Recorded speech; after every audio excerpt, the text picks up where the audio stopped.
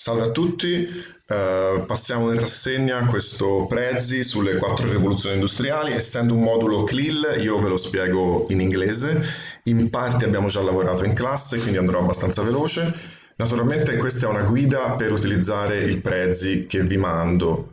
Non utilizzate direttamente questo filmato per vedere i video e per studiare sopra. Guardate questo filmato e poi aprite il Prezi originale in modo tale che con calma potete soffermarvi sui contenuti. Così come potete tornare al mio audio se ci sono delle cose non chiare. So let's start. We have seen in class already the first industrial revolution. So I can skip that. We have seen the video, we have seen the text, what is first industrial revolution, some keywords, machines, chemical manufacturing, steam power, factory system, and we have seen this graph. In this graph, everything starts from agricultural revolution. Agricultural revolution that innovates the agricultural with new techniques, new material, new instruments.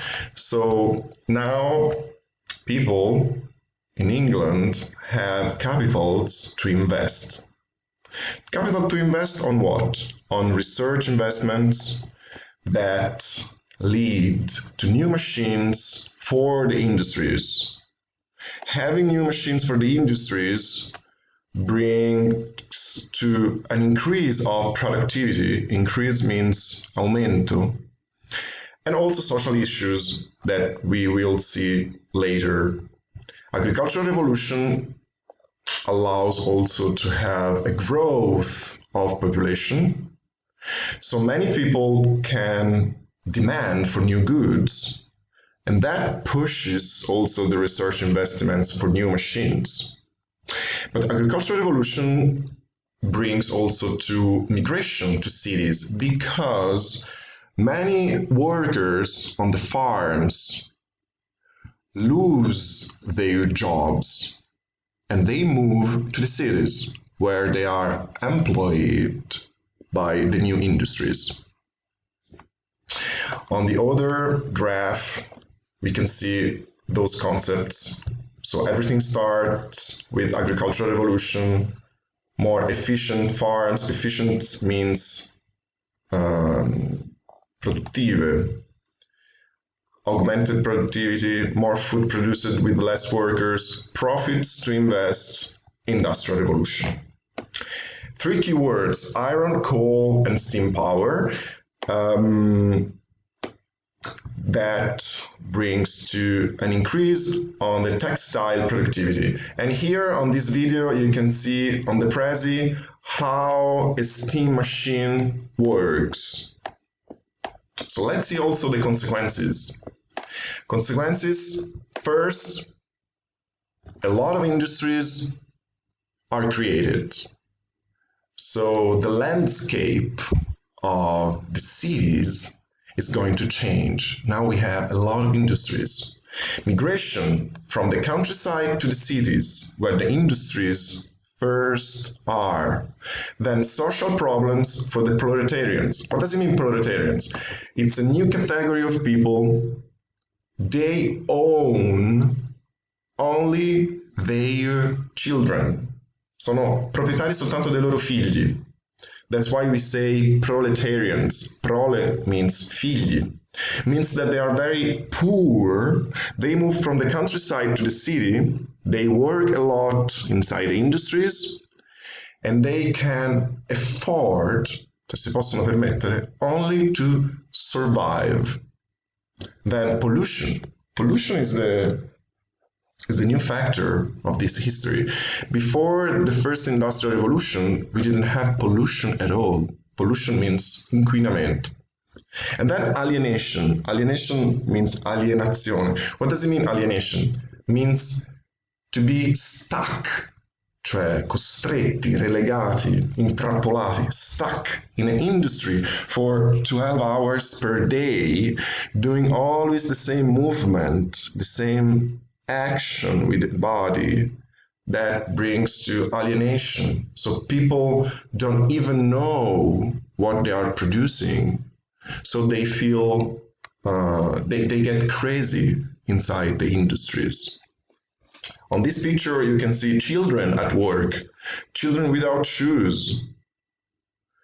They work as if they were adults. So bambini che lavorano come se fossero adulti, addirittura non possono neanche permettersi delle scarpe.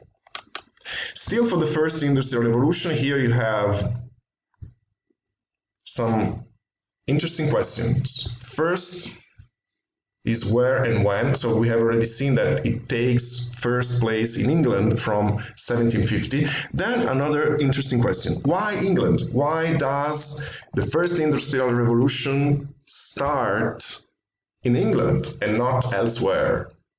So first, because capitals are available, capitali sono disponibili to invest from agricultural revolution. So it's because there was an agricultural revolution that there are also capitals to invest on the industries. Political stability. England is a very ancient political system, and it's very efficient. Business mentality, that's something pretty English, something pretty British. Business mentality means that people like to invest, to find new technologies, to risk also on new activities. Government encourages private business, means that the government pushes the private investors to risk their capitals on new activities. Availability means disponibilità of natural resources like coal and iron. England is very rich on coal, carbone, and iron, ferro. Profits from colonies and commercial network. England is very rich at that time.